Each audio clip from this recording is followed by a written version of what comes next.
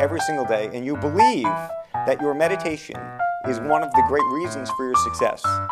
Oh, it's such a great investment. I would say that more than any other factor having any effect on my success, it's been meditation. Because the equanimity and also the creativity, because it opens between literally the prefrontal cortex and the amygdala, it opens the two sides of the brains and allows a spontaneity, a creativity, an open-mindedness. And so it's good for not only the health, because you get stress is a terrible thing, but it also is very good in terms of the clarity, and you don't get the emotional hijacking, and it's great for creativity. So it's helped me a lot. It's the biggest gift I can give. Healthier. We look better? Yeah, I was 5'4" before I meditated, that's all I'm saying. Things can be very rocky, and for me, I can be going from a movie set or hosting the Oscars to I come home and there's a problem. The meditation twice a day feels like never a problem at home. Just clearing up my own mistakes. Clearing up my own mistakes. Picking up your socks.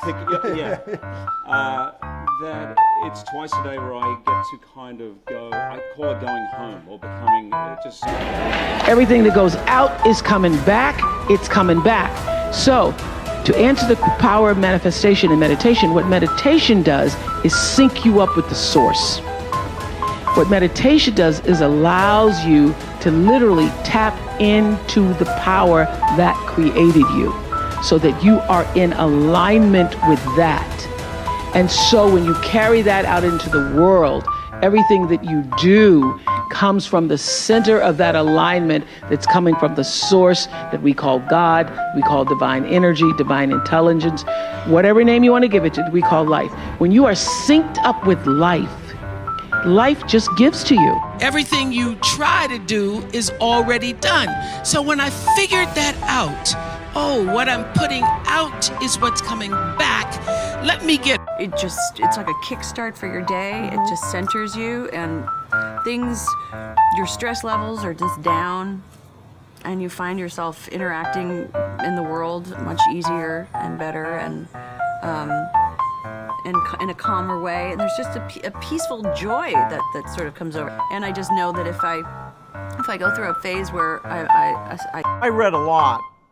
There were always contests at the library in the summer where, if you read 10 books, you got a little gold star. If you read 20, you got like 2. And, there were like 5 or 6 girls and I that would always read like 35 books, and we'd see, who could do the most. It was a broad set of things. Eventually, a fair bit of science fiction, because that intrigued me.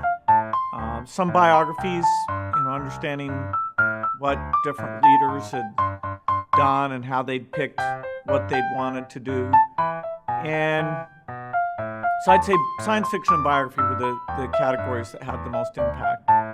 Yeah, among the science fiction things, Williams Rice Burroughs wrote a Martian series, and I read that. Then he also had the Tarzan books, and there's an unbelievable number of them, like 40 of them, and I eventually decided to read those as well. Learning about transcendental meditation, I found very quickly access to a deeper state of happiness, which is very profound and absolute. See, like as I said, I can only talk about my personal experiences. What it felt to me was like the dissolution of my idea of myself. Like I felt like separateness evaporated. I felt this tremendous sense of oneness. I find it, I'm quite an erratic thinker, quite an adrenalized person. And through meditation, I felt this sort of beautiful serenity and selfless connection. My sort of tendency towards selfishness, I felt like